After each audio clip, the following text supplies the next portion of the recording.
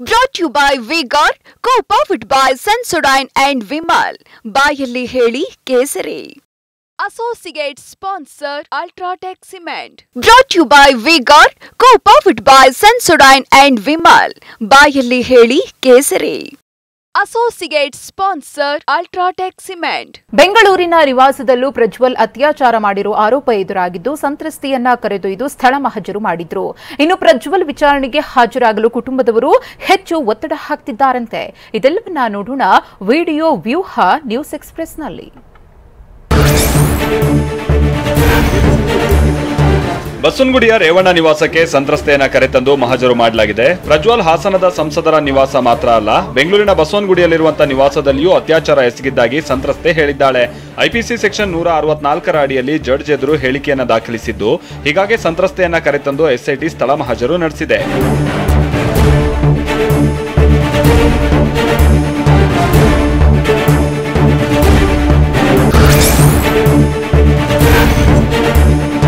ಪ್ರಜ್ವಲ್ ಲೈಂಗಿಕ ದೌರ್ಜನ್ಯ ಕೇಸ್ ತನಿಖೆ ಚುರುಕುಗೊಂಡಿದೆ. ಬೆಂಗಳೂರಿನ ಬಸವನಗುಡಿಯಲ್ಲಿರುವಂತಹ ರೇವಣ್ಣ ನಿವಾಸಕ್ಕೆ ಸಂತ್ರಸ್ತೆಯನ್ನ ಕರೆತಂದು ಮಹಜರು ಮಾಡಲಾಗಿದೆ. ಪ್ರಜ್ವಲ್ ರೇವಣ್ಣ ಅತ್ಯಾಚಾರ ನಡೆಸಿದ್ದಾರೆ ಅಂತ ಸಂತ್ರಸ್ತೆ ದೂರು ಕೊಟ್ಟಿದ್ದಳು. ಇದು ಇನ್ವರ್ಟರ್ ಎಸಿ. ನೀವು ಗ್ಯಾಮ್ಲರ್ ಅಲ್ವಾ? ಗ್ಯಾಮ್ಲರ್ ಜೂಜಾಡ್ತಿರಲ್ವಾ? ನೀವು ಜೂಜಾಡ್ತೀರಾ? ಇಲ್ಲ, ಯಾರು ಏನು ಹೇಳಿದ್ರು ಅಂತ ನೀನು ಎಷ್ಟು ಕಾಸ್ಟ್ಲಿ ಹಾಗೂ ಡೆಲಿಕೇಟ್ ಎಸಿ ತಗೊಂಡು ಸ್ಟೆಬಿಲೈಸರ್ ತಗೊಳ್ಳಿಲ್ಲ ಅಂದ್ರೆ ಇದು ಜೂಜಾಟ ತಾನೇ. ಒಂದೇ ಫ್ಲಕ್ಚುಯೇಷನ್ ಗೆ ನಿಮ್ಮ ಇನ್ವರ್ಟರ್ ಎಸಿಯ ಪಾರ್ಟ್ಸ್ ಡ್ಯಾಮೇಜ್ ಆಗಬಹುದು. ಅದನ್ನು V-Guard ಉಪಯೋಗಿಸಿ ಸುರಕ್ಷಿತವಾಗಿರಿಸಿ. V-Guard, India's #1 stabilizer. ಹೊಳೆನರಸೀಪುರ ಠಾಣೆಯಲ್ಲಿ ಪ್ರಜ್ವಲ್ ವಿರುದ್ಧ ದೂರು ದಾಖಲಾಗಿದೆ.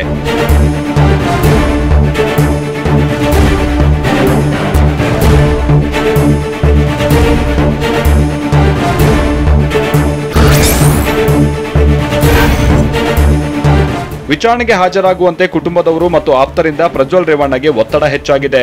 ವಿಡಿಯೋ ಪ್ರಕರಣ ದಿನಕ್ಕೊಂದು ತಿರುವು ಪಡಿತಾ ಇದೆ. ವಿಚಾರಣೆಗೆ ಹಾಜರಾಗದೆ ವಿದೇಶದಲ್ಲಿ ಇರೋದು ಬೇಡ, ಇದರಿಂದ ಕುಟುಂಬ ಪಕ್ಷಕ್ಕೆ ಮುಜುಗರ ಉಂಟಾಗ್ತಾ ಇದೆ. ಮೊದಲು ಎಸ್ಐಟಿ ಮುಂದೆ ಹಾಜರಾಗಿ ವಿಚಾರಣೆ ಎದುರಿಸು ಅಂತ ಹೇಳಿದ್ದಾರೆ.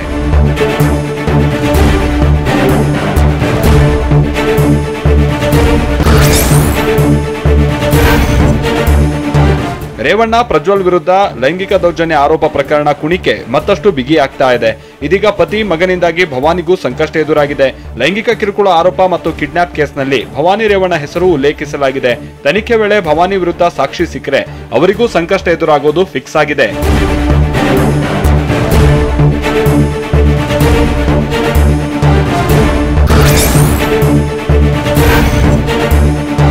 ಭವಾನಿ ಕರೆದ್ರು ಅಂತ ಹೇಳಿ ಕರೆದೊಯ್ದು ಕಿಡ್ನಾಪ್ ಮಾಡಿರೋ ಆರೋಪ ಕೇಳಿಬಂದಿದೆ.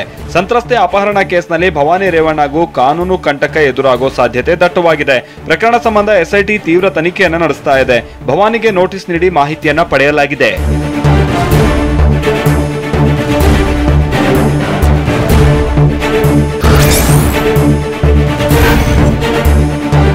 ಅತ್ಯಾಚಾರ ಆರೋಪ ಕೇಸ್ನಲ್ಲಿ ಪ್ರಜ್ವಲ್ ರೇವಣ್ಣಗೆ ಸಂಕಷ್ಟ ಎದುರಾಗಿದೆ. ಪ್ರಜ್ವಲ್ ರೇವಣ್ಣ ಇವತ್ತು ರಾಜ್ಯಕ್ಕೆ ಬರೋದು ಅನುಮಾನ ಅಂತ ತಿಳಿದುಬಂದಿದೆ. ಕಳೆದ 2 ದಿನದಿಂದ ಪ್ರಜ್ವಲ್ಗಾಗಿ ಕಾಯ್ತಾ ಇರುವಂತಹ ಎಸ್ಐಟಿ ಅಧಿಕಾರಿಗಳು ಕೆಂಪೇಗೌಡ ವಿಮಾನ ನಿಲ್ದಾಣದಲ್ಲೇ ಠಿಕಾಣಿ ಹೂಡಿದ್ದಾರೆ.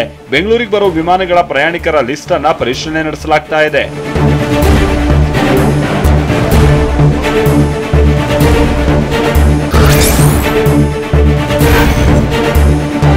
ಯಾವುದೇ ಫ್ಲೈಟ್ ನಲ್ಲಿ ಪ್ರಜ್ವಲ್ ರೇವಣ್ಣ ಟಿಕೆಟ್ ಬುಕಿಂಗ್ ಮಾಡಿಲ್ಲ ಅಂತ ಹೇಳಲಾಗಿದೆ. ದುಬೈ, ಮಸ್ಕತ್, ಫ್ರಾಂಕ್ಫರ್ಟ್ ಸೇರಿದ ಹಾಗೆ ಹಲವು ದೇಶಗಳ ವಿಮಾನಗಳ ಮೇಲೂ ಹದ್ದಿನ ಕಣ್ಣಿಡಲಾಗಿದೆ.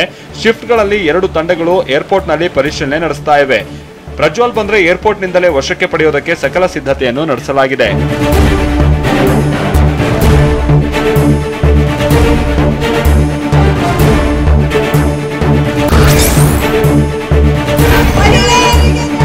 ಪ್ರಜ್ವಲ್ ವಿರುದ್ಧದ ರೇಪ್ ಪ್ರಕರಣ ಖಂಡಿಸಿ ಕಾಂಗ್ರೆಸ್ ಸಿಡಿದೆದ್ದಿದೆ. ಪ್ರಜ್ವಲ್ ಬಂಧನಕ್ಕೆ ಆಗ್ರಹಿಸಿ ಮಂಗಳೂರಿನಲ್ಲಿ ಪ್ರತಿಭಟನೆ ನಡೆಸಲಾಯಿತು.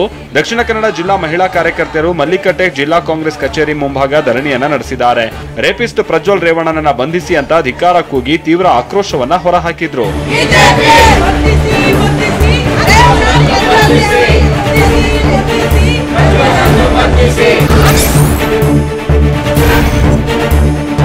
ಪ್ರಜ್ವಲ್ ಹಾಗೂ ರೇವಣ್ಣ ಕೇಸ್ ಬೆನ್ನಲ್ಲೇ ಶನಿವಾರ ತಡರಾತ್ರಿ ಅಮಿತ್ ಶಾ ಮತ್ತು ಎಚ್ಡಿಕೆ ಹೈ ಪ್ರೊಫೈಲ್ ಮೀಟಿಂಗ್ ಅನ್ನ ಮಾಡಿದ್ದಾರೆ. ಸಂಸದ ಪ್ರಜ್ವಲ್ ರೇವಣ್ಣ ಬಗ್ಗೆ ಸಭೆಯಲ್ಲಿ ಗಂಭೀರ ಚರ್ಚೆ ನಡೆಸಲಾಗಿದೆ. ದೇವೇಗೌಡರು ಮತ್ತು ಜೆಡಿಎಸ್ ಜೊತೆಗೆ ಬಿಜೆಪಿ ಮೈತ್ರಿ ಭಾಗವಾಗಿ ಗಟ್ಟಿಯಾಗಿ ನಿಲ್ಲಲಿದೆ ಅಂತ ಅಮಿತ್ ಶಾ ಹೇಳಿದ್ದಾರೆ ಅಂತ ತಿಳಿದುಬಂದಿದೆ.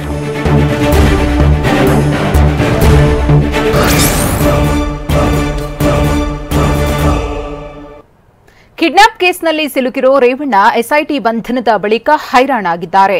ಇನ್ನು ಜಡ್ಜ್ ಮುಂದೆ ಹಾಜರಾಗಿ ರೇವಣ್ಣ ಗಳಗಳನೆ ಅತ್ತಿದ್ದಾರಂತೆ. ಸ್ವಇಚ್ಛಾ ಹೇಳಿಕೆಗೆ ಸಹಿ ಹಾಕಲ್ಲ ಅಂತ ಪ್ರಜ್ವಲ್ ತಂದೆ ಪಟ್ಟು ಹಿಡಿದಿದ್ದಾರೆ. ಈ ಎಲ್ಲಾ ಸುದ್ದಿಗಳನ್ನ ನೋಡೋಣ. ರೇವಣ್ಣ ಹೈರಾಣ ನ್ಯೂಸ್ ಎಕ್ಸ್‌ಪ್ರೆಸ್‌ನಲ್ಲಿ.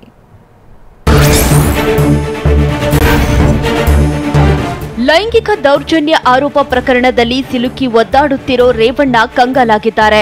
4 ದಿನಗಳ ಕಾಲ ಎಸ್ಐಟಿ ಕಸ್ಟಡಿಗೆ ಎಚ್ಡಿ ರೇವಣ್ಣರನ್ನ ಜಡ್ಜ್ ನೀಡಿದ್ದಾರೆ. ಸಂತ್ರಸ್ತ ಮಹಿಳೆ ಕಿಡ್ನಾಪ್ ಕೇಸ್ನಲ್ಲಿ ಬಂಧಿಯಾಗಿರೋ ರೇವಣ್ಣಗೆ ಎಸ್ಐಟಿ ತೀವ್ರ ವಿಚಾರಣೆ ನಡೆಸುತ್ತಿದೆ.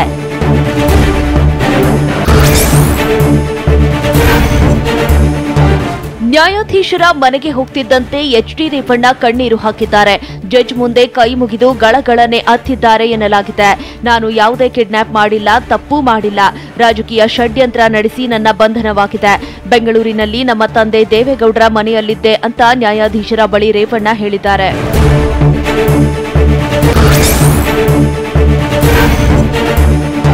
ನನಗೂ ಕಿಡ್ನಾಪ್ಗೂ ಸಂಬಂಧವಿಲ್ಲ ಅಂತ ರೇವಣ್ಣ ಹೇಳಿದ್ದು ಪುರಾವೆ ಇಲ್ಲದೆ ರಾಜಕೀಯ ಷಡ್ಯಂತ್ರದಿಂದಲೇ ನನ್ನ ಬಂಧಿಸಿದ್ದಾರೆ ಅಂತ ರೇವಣ್ಣ ಆರೋಪ ಮಾಡಿದ್ದಾರೆ. ಇನ್ನೊಂದು ಕಡೆ ಕಸ್ಟಡಿಗೆ ಪಡೆದಿರೋ ಎಸ್ಐಟಿ ಅಧಿಕಾರಿಗಳು ಕಿಡ್ನಾಪ್ ಕೇಸ್ನಲ್ಲಿ ರೇವಣ್ಣ ಪಾತ್ರದ ಬಗ್ಗೆ ತನಿಖೆ ನಡೆಸುತ್ತಿದ್ದಾರೆ. ಸಂತ್ರಸ್ತೆ ಹೇಳಿಕೆ, 2ನೇ ಆರೋಪಿ ಹೇಳಿಕೆ ಆಧರಿಸಿ ವಿಚಾರಣೆ ನಡೆಸಲಾಗುತ್ತಿದೆ.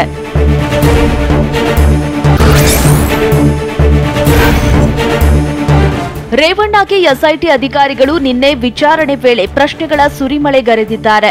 ಮಹಿಳೆಯ ಅಪಹರಣ ಪ್ರಕರಣ ಸಂಬಂಧ ಹಲವು ಪ್ರಶ್ನೆ ಕೇಳಿದ್ದು, ಸತೀಶ್ ಮೂಲಕ ಮಹಿಳೆಯ ಅಪಹರಿಸಲು ನೀವು ತಿಳಿಸಿದ್ರಾ ಅಂತ ಎಸ್ಐಟಿ ಪ್ರಶ್ನಿಸಿದೆ. ಸ್ವಇಚ್ಛಾ ಹೇಳಿಕೆಗೆ ಸಹಿ ಹಾಕಲ್ಲ ಅಂತ ಶಾಸಕ ಎಚ್ಡಿ ರೇವಣ್ಣ ಹೇಳಿದ್ದಾರೆ.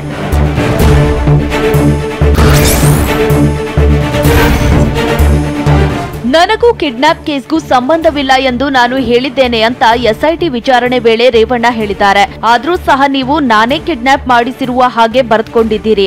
ಯಾವ ಹೇಳಿಕೆಗೂ ನಾನು ಸ್ವ ಇಚ್ಛಾ ಹೇಳಿಕೆಗೆ ಸಹಿ ಮಾಡಲ್ಲ ಅಂತ ರೇವಣ್ಣ ಹಠ ಹಿಡಿದಿದ್ದಾರೆ.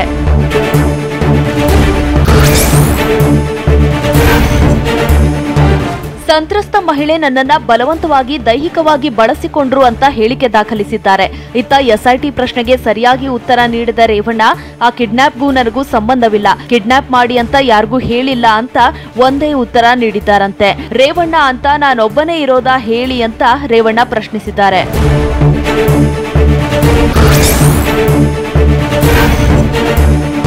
ಮಹಿಳೆ ಕಿಡ್ನಾಪ್ ಕೇಸ್ನಲ್ಲಿ ಲಾಕ್ ಆಗಿರೋ ಎಚ್ಡಿ ರೇವಣ್ಣಗೆ ಸಂಕಷ್ಟ ತಪ್ಪಿಲ್ಲ. ಕಸ್ಟಡಿ ಅವಧಿ ಮುಗಿಯೋವರೆಗೂ ರೇವಣ್ಣ ಜಾಮೀನು ಅರ್ಜಿ ವಿಚಾರಣೆ ನಡೆಯಲ್ಲ. ಕಸ್ಟಡಿ ವೇಳೆಯಲ್ಲಿ ರೇವಣ್ಣ ಬೇಲ್ ಅರ್ಜಿ ಸಲ್ಲಿಸಬಹುದು. ಆದರೆ ಕಸ್ಟಡಿ ಅವಧಿ ಮುಗಿದ ಬಳಿಕವೇ ಬೇಲ್ ಬಗ್ಗೆ ತೀರ್ಮಾನ ಆಗಲಿದೆ.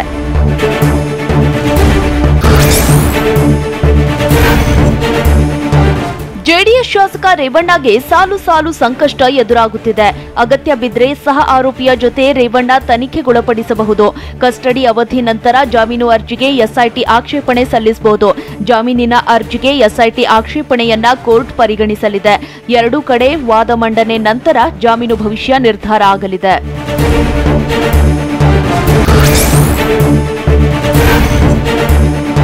ಸಂತ್ರಸ್ತೆಯರ ನೆರವಿಗೆ ಎಸ್ಐಟಿ ಅಧಿಕಾರಿಗಳು ಸಹಾಯವಾಣಿ ತೆರೆದಿದ್ದಾರೆ. ಕಾನೂನು ನೆರವು, ರಕ್ಷಣೆ, ಸಹಾಯ ಬೇಕಿದ್ದಲ್ಲಿ ಸಂಪರ್ಕಿಸಿ 6360938947 ಈ ನಂಬರ್ಗೆ ಸಂಪರ್ಕಿಸುವಂತೆ ಎಸ್ಐಟಿ ಸೂಚಿಸಿದೆ.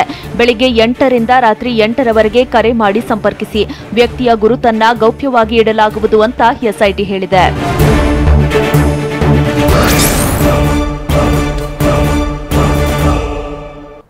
ಎಚ್ಡಿ ರೇವಣ್ಣಗೆ ಎಲ್ಲಾ ರೀತಿಯಲ್ಲೂ ಅನ್ಯಾಯವಾಗ್ತಿದೆ ಅಂತ ರೇವಣ್ಣ ಪರ ವಕೀಲರು ಹೇಳಿದ್ದಾರೆ. ಇನ್ನು ಎಸ್ಐಟಿ ಬಂಧನದ ಬಳಿಕ ಎಚ್ಡಿ ರೇವಣ್ಣ ಮಾನಸಿಕವಾಗಿ ಕುಗ್ಗಿ ಹೋಗಿದ್ದಾರೆ ಎನ್ನಲಾಗಿದೆ. ಈ ಸುದ್ದಿಗಳನ್ನು ನೋಡೋಣ. ಪಿತೂರಿ ಫೈಟ್ ನ್ಯೂಸ್ ಎಕ್ಸ್‌ಪ್ರೆಸ್‌ನಲ್ಲಿ. ತೋರಿಕೆಗೆ ಮಾತ್ರ ಅಧಿಕಾರಿಗಳು ಮಹಜರು ಮಾಡುತ್ತಿದ್ದಾರೆ. ರೇವಣ್ಣಗೆ ಎಲ್ಲಾ ರೀತಿಯಲ್ಲಿಯೂ ಅನ್ಯಾಯವಾಗ್ತಿದೆ ಅಂತ ಬೆಂಗಳೂರಿನಲ್ಲಿ ವಕೀಲ ಗೋಪಾಲ್ ಹೇಳಿದ್ರು. ಮಹಜರು ಮಾಡೋದನ್ನ ನಾನು ತಡೆಯಲಾಗುವುದಿಲ್ಲ, ಏಕಪಕ್ಷೀಯವಾಗಿ ಇವರು ಮಹಜರು ಮಾಡ್ತಿದ್ದಾರೆ ಅಂತ ಆರೋಪಿಸಿದ್ದಾರೆ. ಇವರು ಪ್ರಕ್ರಿಯೆಯನ್ನು ಮಾಡ್ತಾ ಇದ್ದಾರೆ.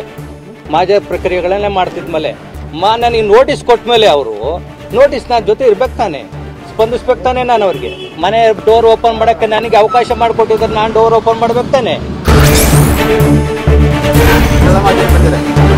ನಮ್ಮ ಕಣ್ಣು ತಪ್ಪಿಸಿ ಮಹಜರು ಪ್ರಕ್ರಿಯೆ ನಡೆಸಲಾಗ್ತಾ ಇದೆ ಅಂತ ಬೆಂಗಳೂರಿನಲ್ಲಿ ರೇವಣ್ಣ ಪರ ವಕೀಲ ಗೋಪಾಲ್ ಆರೋಪ ಮಾಡಿದ್ರು. ಸ್ಥಳ ಮಹಜರು ನಡೆದ ಬಳಿಕ ನಮಗೂ ಸಹ ದಾಖಲೆ ನೀಡಬೇಕು. ಸಿಆರ್ಪಿಸಿ ಕಾಯ್ದೆಯಡಿ ನಮಗೂ ದಾಖಲೆ ನೀಡಬೇಕು. ನಾನು ಇದನ್ನ ಎಲ್ಲಿ ಪ್ರಶ್ನೆ ಮಾಡಬೇಕು ಮಾಡ್ತೇನೆ ಅಂತ ರೇವಣ್ಣ ಪರ ವಕೀಲ ಗೋಪಾಲ್ ಹೇಳಿದ್ದಾರೆ. ಇವರು ಮಾಡ್ತಾ ಇರೋಂಥದ್ದು ಏನಂದ್ರೆ ಏಕಪಕ್ಷೀಯವಾಗಿ ಮಾಡ್ತಿದ್ದಾರೆ. ಒಬ್ಬರನ್ನ ಪರವಾಗಿ ಇವರು ಮಾಜ ಪ್ರಕ್ರಿಯೆಗಳನ್ನ ಮಾಡ್ತಾ ಇದ್ದಾರೆ. ನನ್ನನ್ನ ಕಣ್ ತಪ್ಪಿಸಿ ಮಾಡ್ತಾ ಇರೋಂಥ ಪ್ರಕ್ರಿಯೆ ಇದು ಅಂತ ಹೇಳ್ತೀನಿ. ಎಸ್ಐಟಿ ಬಂಧನ ಬಳಿಕ ಎಚ್ಡಿ ರೇವಣ್ಣ ಮಾನಸಿಕವಾಗಿ ಕುಗ್ಗಿದ್ದಾರೆ. ಪ್ರತಿದಿನ 9:30ರಿಂದ 10:30 ಸಮಯದಲ್ಲಿ 1 ಗಂಟೆ ವಕೀಲರ ಭೇಟಿಗೆ ಅವಕಾಶ ಇದೆ. ವಕೀಲರ ಭೇಟಿಗೆ ಅವಕಾಶ ನೀಡಿ ಜಡ್ಜ್ ಆದೇಶ ಹೊರಡಿಸಿದ್ದಾರೆ. ಹೀಗಾಗಿ ಇಂದು ಸಿಐಡಿ ಎಸ್ಐಟಿ ಕಚೇರಿಯಲ್ಲಿ ವಕೀಲರ ಭೇಟಿಗೆ ರೇವಣ್ಣಗೆ ಅನುವು ಮಾಡಿಕೊಡಲಾಗಿತ್ತು.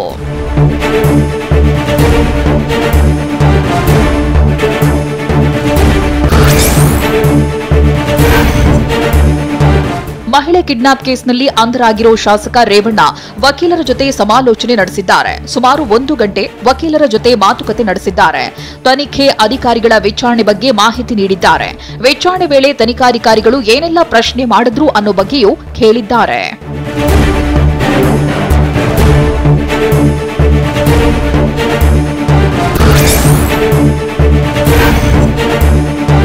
ರಾಜಕೀಯ ದುರುದ್ದೇಶಕ್ಕೆ ಪೆನ್ ಡ್ರೈವ್ ಬಳಕೆ ಮಾಡಲಾಗಿದೆ. ರೇವಣ್ಣ ಅವರ ಬಂಧನದ ಅವಶ್ಯಕತೆ ಇರಲಿಲ್ಲ ಅಂತ ಹಾಸನದಲ್ಲಿ ಶ್ರವಣಬೆಳಗೊಳ ಶಾಸಕ ಸಿಎನ್ ಬಾಲಕೃಷ್ಣ ಹೇಳಿದ್ರು. ರೇವಣ್ಣ ಅವರು ಎಲ್ಲಿಯೂ ಅಡಗಿ ಕೂತಿರಲಿಲ್ಲ, ವಿಚಾರಣೆಗೆ ಕರೀಬಹುದಿತ್ತು. ಅವರು ಮಾಜಿ ಸಚಿವರು, ಕೂಡಲೇ ಎಚ್ಡಿ ರೇವಣ್ಣರನ್ನ ರಿಲೀಸ್ ಮಾಡಬೇಕು ಅಂತ ಆಗ್ರಹಿಸಿದ್ರು. ಪೆನ್ ಡ್ರೈವ್ ನ ರಾಜಕೀಯ ಒಂದು ದುರುದ್ದೇಶಕ್ಕೆ ಬಳಕೆ ಮಾಡ್ತಿದ್ದಾರೆ ಅಂತಕ್ಕಂಥದ್ದು ಸಾರ್ವಜನಿಕ ಅಭಿಪ್ರಾಯದಲ್ಲಿ ಇವತ್ತು ಚರ್ಚೆ ಆಗ್ತಿರುವಂತಹ ಹಿನ್ನೆಲೆಯಲ್ಲಿ ಇವತ್ತು ಮಾನ್ಯ ರೇವಣ್ಣ ಅವರು ಬಹುಶಃ ಅವರೆಲ್ಲೂ ಕೂಡ ಅಡಗಿ ಕೂತಂತವರೇನಲ್ಲ. ಪೆನ್ ಡ್ರೈವ್ ವಿಚಾರದಲ್ಲಿ ಎಸ್ಐಟಿ ತನಿಖೆ ದಾರಿ ತಪ್ಪಿದೆ ಅಂತ ಹಾಸನದಲ್ಲಿ ಜೆಡಿಎಸ್ ಮಾಜಿ ಶಾಸಕ ಲಿಂಗೇಶ್ ಆರೋಪಿಸಿದ್ರು. ಅಶ್ಲೀಲ ವಿಡಿಯೋಗಳನ್ನ ಹರಿಬಿಟ್ಟವರ ಪತ್ತೆ ಮಾಡೋ ಬದಲು ನಮ್ಮ ನಾಯಕರನ್ನ ಅಧಿಕಾರಿಗಳು ಬಂಧಿಸಿದ್ದಾರೆ. ಮೊದಲ ಕೇಸ್ನಲ್ಲಿ ಏನು ಮಾಡಲು ಆಗಿಲ್ಲ ಅಂತ 2ನೇ ಕೇಸ್ ದಾಖಲು ಮಾಡಲಾಗಿದೆ ಅಂತ ಆರೋಪಿಸಿದ್ದಾರೆ. ಎಸ್ಐಟಿ ದಿಕ್ಕು ತಪ್ಪದೇ ಇದೆ ಅಂತ ನಮ್ಮಗಳ ಭಾವನೆ. ನಮ್ಮ ನಾಯಕರಾದಂಥ ಸನ್ಮಾನ್ಯ ಎಚ್.ಡಿ. ರೇವಣ್ಣರನ್ನ ಅಣಿಯಕ್ಕೋಸ್ಕರ ಇದನ್ನು ಬಳಸ್ಕೊಂತಿದ್ದಾರೆ. ನಮಸ್ಕಾರ. ಕೆಆರ್ ನಗರ ಶಾಸಕರ ಚಿತಾವಣೆಯಿಂದ ರೇವಣ್ಣ ವಿರುದ್ಧ ಕೇಸ್ ದಾಖಲಾಗಿದೆ ಅಂತ ಜೆಡಿಎಸ್ ಮಾಜಿ ಶಾಸಕ ಲಿಂಗೇಶ್ ಗಂಭೀರ ಆರೋಪ ಮಾಡಿದ್ರು. ಮಾಜಿ ಪ್ರಧಾನಿ ದೇವೇಗೌಡರ ಮನೆಯಲ್ಲಿ ರೇವಣ್ಣ ಅಡಗಿದ್ದದ್ದು ಸುಳ್ಳು. ರೇವಣ್ಣರನ್ನ ದುರುದ್ದೇಶದಿಂದ ಪ್ರಕರಣದಲ್ಲಿ ಸಿಲುಕಿಸಲಾಗಿದೆ ಅಂತ ಮಾಜಿ ಶಾಸಕ ಲಿಂಗೇಶ್ ಹೇಳಿದ್ದಾರೆ. ಈ ಕೇಸಲ್ಲಿ ಏನೂ ಇಲ್ಲ, ಇದು ಬೇಲಬಲ್ಲು. ಇದರಲ್ಲಿ ಯಾವ ಸಹ ಇವನ್ನೇನು ಮಾಡೋಕ್ಕಲ್ಲ ಅಂತ ಗೊತ್ತಾಗಿ ತಕ್ಷಣ ಮತ್ತೆ 2ನೇ ತಾರೀಕು ಕೆಆರ್ ನಗರದಲ್ಲಿ ಅಲ್ಲಿನ ಶಾಸಕರ ಒಂದು ಚಿತಾವಣೆಯಿಂದ ರೇವಣ್ಣವ್ರ ಮೇಲೆ ಕಿಡ್ನಾಪ್ ಕೇಸ್ ಕೊಡ್ತಕ್ಕಂಥ ಕೆಲಸ ಮಾಡಿ ಇವತ್ತು ಎಸ್ಐಟಿ ಅವ್ರನ್ನ ಅರೆಸ್ಟ್ ಮಾಡ್ತಕ್ಕಂಥ ನಮ್ಮ ಗಮನಕ್ಕೆ ನಿಮ್ಮ ಗಮನಕ್ಕೆ ಬಂದಿರತಕ್ಕಂಥದ್ದು. ನನ್ನ ಮೇಲೆ ಇಲ್ಲ ಸಲ್ಲದ ಆರೋಪಗಳನ್ನು ಮಾಡುತ್ತಿದ್ದಾರೆ. ಪ್ರಕರಣದ ಬಗ್ಗೆ ನನಗೆ ಯಾವುದೇ ಮಾಹಿತಿ ಇಲ್ಲ ಅಂತ ಟಿವಿ9ಗೆ ಕೆಆರ್ ನಗರ ಶಾಸಕ ರವಿಶಂಕರ್ ಹೇಳಿದ್ರು. ಸುಖ ಸುಮ್ಮನೆ ನನ್ನ ತೇಜೋವಧೆ ಮಾಡಲಾಗ್ತಾ ಇದೆ. ಇಲ್ಲಿ ಸತ್ಯಾಸತ್ಯತೆ ತಿಳಿದು ಮಾತನಾಡಬೇಕು. ಇದುವರೆಗೂ ನಾನು ಅವರನ್ನ ಸಂಪರ್ಕ ಮಾಡಿಲ್ಲ ಅಂತ ಹೇಳಿದ್ರು. ನನಗೆ ಈ ಪ್ರಕರಣಕ್ಕಾಗಲಿ ನನಗಾಗಲಿ ಯಾವುದೇ ರೀತಿಯಲ್ಲಿ ಸಂಬಂಧ ಇಲ್ಲ. ಜೊತೆಗೆ ಈ ಒಂದು ಏನು ಪ್ರಕರಣವನ್ನು ಕಂಪ್ಲೇಂಟನ್ನು ಕೊಟ್ಟಿರ್ತಕ್ಕಂಥ ವ್ಯಕ್ತಿ ಆಗಲಿ ಅವರ ತಾಯಿ ಆಗಲಿ ಯಾವತ್ತೂ ಕೂಡ ನನಗೆ ಪರಿಚಿತರು ಅಲ್ಲ. ಎಚ್ಡಿ ರೇವಣ್ಣ ಬಂಧನಕ್ಕೆ ಕೆಆರ್ ನಗರ ಶಾಸಕರೇ ದೂರು ನೀಡಲು ಕುಮ್ಮಕ್ಕು ನೀಡಿದ್ದಾರೆಂಬ ದಳ ನಾಯಕರ ಆರೋಪಕ್ಕೆ ಚಲುವರಾಯಸ್ವಾಮಿ ಕಿಡಿಕಾರಿದ್ದಾರೆ. ಬೆಂಗಳೂರಿನಲ್ಲಿ ಮಾತನಾಡಿದ ಅವರು, ಆ ಯಮ್ಮ ಬಂದಿರೋದು ಸತ್ಯ ಅಲ್ವೇನ್ರಿ? ಇದರಲ್ಲಿ ರಾಜಕೀಯ ಖಂಡಿತ ಇಲ್ಲ, ಅದರ ಅವಶ್ಯಕತೆಯೂ ನಮಗಿಲ್ಲ ಅಂತ ಹೇಳಿದ್ರು. ಯಮ್ಮ ಬಂದಿರೋ ಸತ್ಯ ಅಲ್ವೇನ್ರಿ? ಬಿಡಿ, ನಮ್ಮ ಟ್ಯಾಕ್ಸ್ ಎಲ್ಲ ತನಿಖೆ ಆಗುತ್ತೆ. ರಾಜಕೀಯ ಆ ಥರದ್ದೇನು ಇಲ್ಲ ಅಂತೀರಾ? ಖಂಡಿತ ನಮ್ಗೆ ಅವಶ್ಯಕತೆನೂ ಇಲ್ಲ. ನಾಳೆ 14 ಕ್ಷೇತ್ರಗಳಿಗೆ ಮತದಾನ. ಕಣದಲ್ಲಿದ್ದಾರೆ 227 ಅಭ್ಯರ್ಥಿಗಳು. ನಾಳೆ ಚುನಾವಣೆ ನಡೆಯುವ ಕ್ಷೇತ್ರಗಳಲ್ಲಿ 144 ಸೆಕ್ಷನ್ ಜಾರಿ. ಕಾಂಗ್ರೆಸ್ ನಾಯಕರ ಟೀಕಿಸೋ ಭರದಲ್ಲಿ ನಟಿ ಕಂಗನಾ ಮಾಡಿದ ಎಡವಟ್ಟಾದ್ರೂ ಏನು ನೋಡೋಣ ಮತಪರ್ವ ನ್ಯೂಸ್ ಎಕ್ಸ್‌ಪ್ರೆಸ್‌ನಲ್ಲಿ. ನಾಳೆ ರಾಜ್ಯದ 14 ಲೋಕಸಭಾ ಕ್ಷೇತ್ರಗಳಲ್ಲಿ ಮತದಾನ ನಡೆಯಲಿದೆ. 14 ಕ್ಷೇತ್ರಗಳಲ್ಲಿ ಒಟ್ಟು 227 ಅಭ್ಯರ್ಥಿಗಳು ರಣಕಣದಲ್ಲಿದ್ದಾರೆ. ಒಟ್ಟು 2,59,17,493 ಮತದಾರರಿದ್ದಾರೆ. ಅದರಲ್ಲಿ ಪುರುಷರು 1,29,48,978 ಮತದಾರರು ಮತ್ತು 1,29,66,570 ಮಹಿಳಾ ಮತದಾರರು ಹಕ್ಕು ಚಲಾಯಿಸಲಿದ್ದಾರೆ.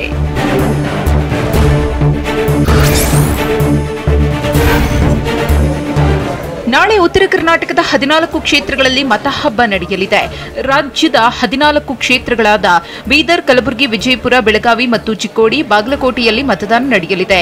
ಕೊಪ್ಪಳ, ರಾಯಚೂರು, ಹಾವೇರಿಯಲ್ಲೂ ಮತದಾರರು ನಾಳೆ ಅಭ್ಯರ್ಥಿಗಳ ಹಣೆ ಬರಹ ನಿರ್ಧರಿಸಲಿದ್ದಾರೆ.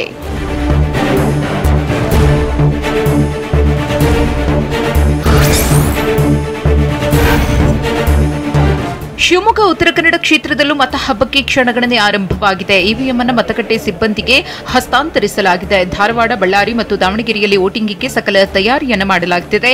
ಮಹಿಳಾ ಮತದಾರರನ್ನು ಸೆಳೆಯಲು ಹಲವೆಡೆ ಪಿಂಕ್ ಬೂತ್ಗಳನ್ನು ನಿರ್ಮಿಸಲಾಗಿದೆ.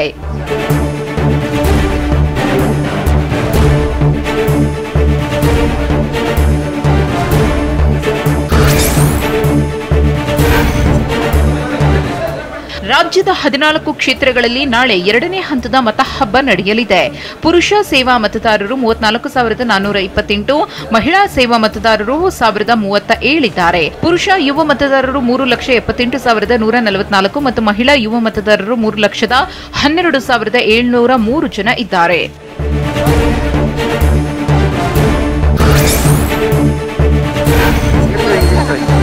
ಒಟ್ಟು 14 ಕ್ಷೇತ್ರಗಳಲ್ಲಿ 85 ವರ್ಷ ಮೇಲ್ಪಟ್ಟ 2,29,263 ಮತದಾರರಿದ್ದಾರೆ. ಇನ್ನು 3,43,966 ದಿವ್ಯಾಂಗ ಮತದಾರರಿದ್ದಾರೆ. ಇನ್ನು ಕಲಬುರಗಿ ಕ್ಷೇತ್ರದಲ್ಲಿ ಅತಿ ಹೆಚ್ಚು ಅಂದರೆ 20,98,202 ಮತದಾರರಿದ್ದರೆ ಉತ್ತರ ಕನ್ನಡ ಕ್ಷೇತ್ರದಲ್ಲಿ ಅತಿ ಕಡಿಮೆ ಅಂದರೆ 16,41,156 ಮತದಾರರಿದ್ದಾರೆ.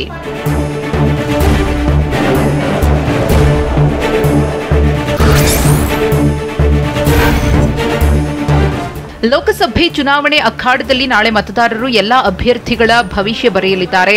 ಮತದಾನಕ್ಕೆ ಚುನಾವಣಾ ಸಿಬ್ಬಂದಿ ಸಕಲ ತಯಾರಿ ಮಾಡಿಕೊಳ್ಳುತ್ತಿದ್ದಾರೆ. ಇವಿಎಂ ಮಿಷನ್ಗಳ ಮಸ್ಟರಿಂಗ್ ಕಾರ್ಯ ನಡೆಸಲಾಗುತ್ತಿದೆ. ಮತಗಟ್ಟೆಗೆ ಬಿಗಿ ಪೊಲೀಸ್ ಬಂದೋಬಸ್ತ್ ನಿಯೋಜಿಸಲಾಗಿದೆ.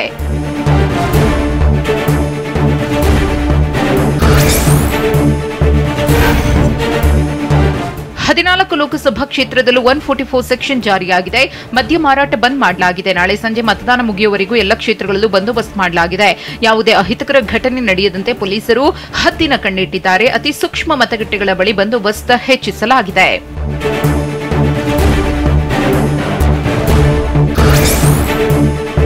Brought to you by V-Guard, co-powered by Sensodyne and Vimal. ಬಾಯಲ್ಲಿ ಹೇಳಿ ಕೇಸರಿ. Associate sponsor Ultratech Cement.